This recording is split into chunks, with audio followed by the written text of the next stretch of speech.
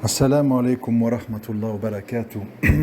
Paix sur ceux qui suivent la guidée, paix et bénédiction sur le prophète sallallahu alayhi wa sallam, sur ses compagnons, ses amis, sa famille, ainsi que sur tous ceux qui le suivront de bonne foi jusqu'au jour du jugement. Aujourd'hui, dans un débat, ça partait dans tous les sens, chacun vient avec ses sujets, le mariage à la mairie, le vote, le ceci, la hijra, bon. En fait, vous savez, quand on veut traiter efficacement un problème, il faut aller à la source du problème. Il n'y a que comme ça, en fait, qu'on peut éradiquer ou stopper toute une série d'hémorragies à gauche, à droite. La source de notre problème ici, c'est quoi? La source, c'est que la plupart des musulmans ne se posent pas la question de, malgré que nous soyons la meilleure des communautés, Allah il ne nous donne pas la victoire, Allah ne nous donne pas d'État islamique, Allah ne nous donne pas de solution. Et comme Allah n'est pas injuste, il faut trouver une autre explication. L'explication, elle est claire et évidente. C'est tout simplement que nous avons fait des choix, ou nous avons une façon de croire, ou une façon de vivre notre religion, dans le sens large du terme, qui ne plaît pas à Allah. Tout simplement. Malgré les grandes mosquées cathédrales, malgré les beaux discours, soyez des bons citoyens, et machin, Allah, ça ne lui plaît pas, en fait, cette tournure. Ça ne lui convient pas, donc il donne pas la victoire, il ne donne pas non plus aux gens qui sont les auteurs de ce genre de discours. Hein, on l'a vu, Tariq Ramadan, Sani Hussein, etc. Donc il faut réfléchir. Il faut réfléchir. Alors moi j'ai réfléchi, et quand j'écoute les gens, en fait, musulmans et non musulmans d'ailleurs, j'écoute tout le monde, et je suis arrivé à une conclusion un peu troublante. Je suis arrivé à la conclusion que, manifestement, nous sommes dans des conflits intérieurs. Nous tous, tout le monde. Ce conflit, c'est quoi? Nous avons d'un côté notre fitra, c'est-à-dire notre nature intime, notre nature profonde, notre moi, le plus intime, oui. Et de l'autre côté, nous avons tout le parasitage, en fait, ce qu'on nous a collé dessus. La société, la consommation, le capitalisme, les besoins, les envies, les rêves, les désirs, les mythes, les illusions, etc. Et en fait, ces deux paramètres rentrent en comment je dirais, en opposition. Je donne des exemples. Toute personne, normalement constituée, va dire c'est pas juste qu'il y ait des enfants dans des mines en Afrique qui travaillent pour qu'on ait de l'uranium, qu'on ait du cobalt, du lithium, etc. pour les téléphones, pour les centrales nucléaires. C'est pas bien. Ces enfants, ils ont une vie gâchée, c'est dangereux pour leur santé. Tout le monde va dire ça. La plupart des gens vont dire ça, c'est pas bien, on est contre. Abat Macron au Niger qui exploite l'uranium pendant que 90% de la population locale n'a pas d'électricité. Vous avez bien vu la vidéo précédente que j'ai publiée, cette politicienne italienne, elle dit tout ça, les gens applaudissent, tout le monde est d'accord en fait. Tout le monde est d'accord. Oui, mais il y a un problème. C'est ça où les choses se gâtent. Le problème, c'est qui veut payer son électricité 3 fois plus cher? Qui veut un téléphone qui a 3 fois moins d'autonomie, qui décharge plus vite parce que ceci, cela, les batteries, moins de lithium ou que sais-je? Ah, voilà. Et là, on en vient au cœur du problème, en fait. Qui est le cœur? Parce que vous allez voir que ça répond à toute une série de problématiques qui nous concernent, nous les musulmans. D'accord? Tous les sujets qui nous occupent, mariage, hijra, enfants, machin, si vous réfléchissez bien, ça nous ramène à ça. Le mariage, tout le monde veut se marier. Tout le monde veut se marier. Personne n'a grand-chose à donner, mais tout le monde veut se marier. D'accord. C'est la fitra. Oui. Tout le monde sait, au plus profond de lui-même, même le mécréant le plus total, très rares sont les gens qui, s'ils ont l'occasion d'être en couple avec quelqu'un d'acceptable, vont dire non, non, non, je veux rester tout seul. Vous voyez bien autour de vous, les gens essayent tous d'être en couple, même s'ils divorcent, se remarient et tout, ils essayent d'être en couple. Parce que ça fait partie de la nature intime de l'humain, cette volonté d'être en couple. D'accord. Mais, ça c'est la volonté intime. Après, il y a le parasitage. Ma liberté, mon indépendance, et pourquoi je dois subir ceci, et pourquoi je dois subir cela, et ce qui m'aide aux tâches ménagères, Est-ce qu'elle est tout le temps fatiguée? Nous n'avons pas assez de rapports. Nous sommes assaillis vous voyez, de parasitage, en fait, en tout genre, qu'on peut appeler waswas shaitan, qu'on peut appeler pensée négative, comme ça vous plaira, quoi. Et en fait, toute notre vie, en fait, c'est ça. On sent bien notre fort intérieur, beaucoup de choses, on les sent. On sent qu'on doit être en couple, on sent qu'on aime nos enfants, on sent qu'il y a un créateur. Hein. Maintenant, c'est très à la mode de dire « je sens qu'il y a une force, un grand architecte, je suis agnostique », etc. Oui, parce que vraiment, il faut avoir une âme complètement morte pour dire nous sommes complètement le fruit du hasard ». Voilà, maintenant, c'est devenu un discours de plus en plus ringard que de dire ça. Les gens, un minimum un peu honnêtes, disent « oui, les probabilités mathématiques sont tellement ultra pointues que c'est pas possible que c'est un hasard, ça a été voulu. » C'est ce qu'on entend dans les milieux éveillés. Mais je suis agnostique, je ne me reconnais dans aucune religion. J'estime que le Créateur n'a pas pu s'adresser à des êtres humains pour nous transmettre un message. Ça, on entend, d'accord? Donc ça veut dire qu'il y a toute une série de choses que nous avons à l'intérieur de nous, qui sont comme des moteurs, vous voyez, des moteurs qui nous poussent. Ça nous pousse. Je vous ai déjà expliqué dans tous ces audios sur notre nature biologique, souvent quand on met le mot amour, homme de ma vie, femme de ma vie et tout, en fait c'est quoi? C'est je veux perpétuer l'espèce, mais on ne s'en rend pas compte. On pense que c'est autre chose. Ce qui fait qu'une fois que c'est fait, vous avez des gens qui ne s'attirent plus l'un à l'autre une fois qu'ils ont fait les enfants. Dit bon, ben voilà, mission accomplie. Et s'il n'y a pas d'autre chose qui unissent ces gens, ils finissent par se séparer. S'il n'y a pas des points communs, des discours en commun, des attractions communes, des passions communes, etc. Parce qu'en fait, la pulsation de début, de désir intense, était motivée par la reproduction de l'espèce. Inconsciemment, bien entendu. Donc, nous avons toute une série de forces inconscientes. Tout le monde ici sait très bien, si vous parlez aux gens, tout le monde sait très bien que la vie en ville, c'est pas sain. La pollution, du béton, très peu d'espace vert, dépendance totale vis-à-vis des supermarchés, voilà, les métros, on est les uns sur les autres, on se fait toucher, on se fait voler, et les voitures, et la délinquance. Tout le monde sait et ressent que l'humain n'est pas fait pour vivre l'un sur l'autre dans les villes avec du béton partout. Et pourtant, tout le monde y va. Tout le monde y va. Pourquoi ? Ah, ben il y a du boulot. Quand on n'a pas de voiture, c'est facile. On prend le RER, on prend le métro, on prend ceci, on prend ça. Et arrivent en fait toutes les idées parasitantes. Et ce que je veux vous dire, en fait, c'est que nous, sans qu'on s'en rende compte, nous sommes dans un grand conflit entre notre nature intime insufflée par le Créateur, qui est notre fitra, et les parasitages qui nous embrouillent les idées insufflés par Shaitan. La seule vie possible, c'est en ville, c'est là-bas qu'il y a du travail. Qu'est-ce que tu vas faire à la campagne? Tu seras isolé, c'est dangereux. Tu t'imagines si on t'agresse la nuit, la police mettra 1 heure à venir. Vous voyez? Une petite voix qui tape, comme ça. Et donc, à un moment donné, même chose avec le reste, le mariage. Le mariage. Tout musulman sensé, enfin, moi quand je le dis, j'ai l'esprit qui bouillonne parce que ça paraît tellement fou, mais c'est comme ça.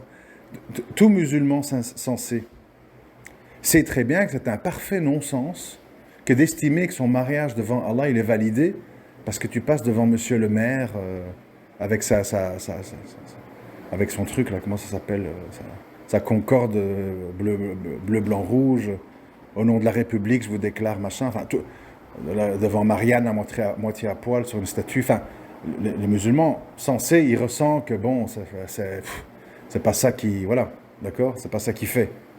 C'est pas ça qui fait. Ce qui fait, c'est le témoignage de la famille, la dot, l'engagement devant Allah. C'est ça qui fait, en fait. C'est ça le chose qui fait que le cœur, il a cette sensation d'être marié. Sauf, si tu es parasité. Sauf si tu es parasité. Oui, mais si un jour vous avez une dispute, si vous n'êtes pas marié à la mairie, il sera tenté de vite divorcer. Attention, pense à tes droits. Au moins, tu peux un petit peu le verrouiller. Ça prendra 8 mois à 2 ans avant de vous séparer, effectivement. Pendant tout ce temps-là, il pourra revenir sur sa décision. Fais attention, etc.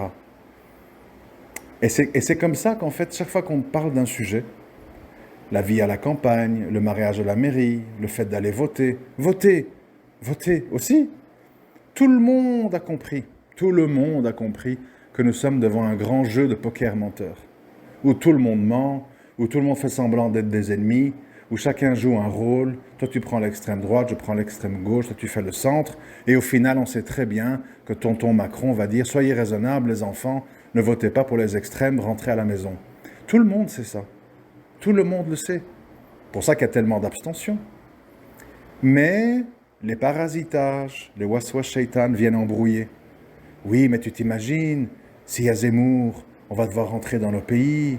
On est tellement bien dans notre tour HLM avec des rats et des dealers en bas. Malheur, horreur. Si un jour je suis malade, au moins ici j'ai la carte vitale. Au bled, je vais crever dans la rue. Et donc, je vais le dimanche matin mettre mon petit papier pour Mélenchon. Donc, tous ces sujets, si on veut les prendre à la source, c'est confrontation entre notre nature profonde inspirée par Allah et les parasitages, les waswas shaitan, inspirés par shaitan. Toutes nos vies se résument à ça. Et quand des gens, ça ne va pas entre eux et tout, en fait, c'est pourquoi? Quand on a un des deux qui fait les choses niya, comme on dit, fisabilillah, mais que l'autre, il est dans les parasitages, vous êtes sur une autre fréquence. Parce que si vous dites, par exemple, tiens, j'ai pensé à toi, je t'ai acheté un cadeau, l'autre, ah, il m'a acheté un cadeau, qu'est-ce qu'il doit se faire pardonner? Qu'est-ce qu'il m'a fait? Attends un peu, je vais aller voir son portable, ça cache quelque chose. Il veut m'embrouiller là, vous comprenez? C'est comme ça, en fait, les discordes, et les dissensions, et les incompréhensions. C'est quand une personne, face à une autre, est plus ou moins soumise à sa nature intime. Et ce que j'ai voulu dire aussi, quand je parle des adamiques et des hominidés, c'est que fatalement, un adamique est beaucoup plus proche de sa nature intime, il a fait primer sur le reste, et un hominidé est beaucoup plus sujet à ses pensées malsaines, pensées réductrices, pensées fausses, parce qu'il est plus limité, donc plus malléable, donc plus influençable, donc plus maîtrisable. Et tout ça, c'est lié, c'est interconnecté. Et donc, moi, je trouve que plutôt que se chamailler, comme on aime beaucoup le faire, sur des points comme ça isolés, le vote, le mariage, le ceci, le cela, la vie à la campagne, la hijra, il faut en fait à un moment donné se demander pourquoi nous nous sentons perdus. Pourquoi on n'a pas de sortie de secours? Pourquoi on ne voit pas clair? Pourquoi c'est compliqué? Pour deux raisons. Un, parce qu'Allah n'est pas satisfait de nous, de notre croyance. Clairement, il n'est pas satisfait de nous. Donc il attend de nous une réforme pour nous aider, pour nous donner une victoire. Et deux, nous n'écoutons pas assez notre nature intime, notre fitra, et nous écoutons trop les parasitages. Et quand vous mêlez ces deux choses-là, vous comprenez ce qui se passe. Analysez-vous bien, à chaque fois que vous pensez à un sujet. Quand vous dites, oui, mais bon, hein, le mariage, les divorces, mes enfants, vous allez voir, qu'est-ce que me dit ma nature intime et que me disent les idées parasitantes. Et vous allez voir qu'à chaque fois un conflit, en fait. Il y a chaque fois une dissension entre les deux. Et donc ici, pour ce qui est des musulmans, il n'y a pas 36 000 solutions au lieu de geindre, etc. C'est comment je vais faire, très simple, hein, comment je vais faire pour qu'Allah soit satisfait de ma religion? Qu'est-ce que j'ai fait jusqu'à présent qui fait qu'il n'est pas satisfait de moi? Un. Et deux, qu'est-ce que je vais mettre en place pour que ma vie ne soit pas guidée par mes idées parasitantes, mais soit guidée par ma nature profonde? Fitra. C'est ça les deux questions à vous poser. Et quand les deux seront résolus, à ce moment-là, les choses vont changer. Pour vous, et puis pour votre famille, et puis pour votre entourage, et puis pour la Oumma en général. Mais ici, tant que on continue à être dans une croyance et une façon de vivre notre religion qui ne satisfait pas Allah, qui voit qu'on se continue à construire des mosquées luxueuses pour y tenir des discours soporifiques et tout, et que deux, on continue à écouter les waswas shaitan et pas notre nature intime, eh bien, les choses ne s'arrêteront pas, l'humiliation se poursuivra. Ne seront sauvés que ceux qui auront fait ce double travail, d'une manière indépendante, individuelle, mais au niveau du groupe, tant qu'il n'y a pas cette prise de conscience-là, c'est la défaite et l'humiliation. Et ça ne servira à rien de dire, oui, mais truc, mais si ça, oui, mais alors je perds ci, mais il faut... Vous voyez, tout devient compliqué. Parce qu'en fait, tout est simple. Tout est très très simple, pour une âme simple. pour une âme qui écoute l'insufflation divine. Quand tu écoutes les insufflations sataniques, tout devient compliqué. Tout. Tout devient obscur, rien n'est clair, et au final, tu ne changes rien, tu ne bouges rien, et tu végètes, et tu t'enfonces dans les sables mouvants. C'est de la pure logique. Hein. C'est de la pure logique, il n'y a pas de mystère, il n'y a pas de grand débat à avoir là-dessus. C'est de la logique mathématique. Mais il faut encore l'accepter. Il faut encore l'intégrer. Ce cas-là, il est satisfait de moi. Quand je suis dans la course aux richesses du matin au soir, et quand je rentre chez moi, je regroupe toutes les prières, et le vendredi, j'arrive en catastrophe à la mosquée, tout transpirant, avec ma chemise hors de mon pantalon. Quand je me penche, on voit mes fesses. Est-ce qu'Allah, il est satisfait de comment je vis ma religion? Parce que c'est ça qu'il attend de moi. Est-ce qu'il est satisfait de ma relation de couple? Est-ce qu'il est satisfait de comme mon rapport aux enfants? Est-ce qu'il est satisfait? S'il ne l'est pas, pourquoi vous voulez qu'il vous donne une quelconque victoire? Et après, on se plaint.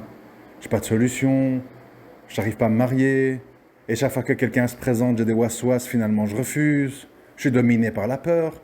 C'est normal, Allah ne vous a pas donné sakina. C'est normal. Sakina, c'est quand tu vis en phase avec Allah et avec ta nature intime qu'il a insufflé en toi. S'il n'y a pas ça, tout devient compliqué. Il n'y a aucune solution à rien. Et au final, tu vas être dégoûté. Et qu'est-ce qui se passe? Tu vas tout lâcher. Parce que tu en as marre de vivre sous la pression. Tu dis, à quoi bon? De toute façon, il n'y a pas de solution. J'en peux plus, moi. C'est ça qu'il faut penser, méditer.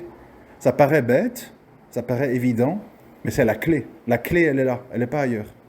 Elle n'est pas dans des trucs, on doit devenir des lobbies d'influence. Je mets une cravate, je fais semblant que je vais serrer la patte de la mère. Ça, c'est... Là, tu t'attires... Ouh là là, là, non seulement Allah ne donne pas la victoire, mais il va te traîner dans la boue. Hein. On l'a vu hein, avec Tariq et Hassan. On l'a vu. Donc, il faut réfléchir. Vous devez tous réfléchir à vos cas individuels, parce que nous sommes tous différents, des âges différents, des origines différentes, des situations familiales différentes. Mais la clé, elle est là. Et la clé, elle est nulle part ailleurs. La façon dont vous vivez votre religion, est-ce qu'elle satisfait Allah ou pas? Est-ce que vous écoutez votre nature profonde ou vous écoutez les waswas? Et si, oui mais, peut-être, oui mais non. Et puis, il n'y a rien qui bouge dans votre vie, vous vous enfoncez. Qu'Allah nous aide. Assalamu alaikum wa rahmatullahi wa barakatuh.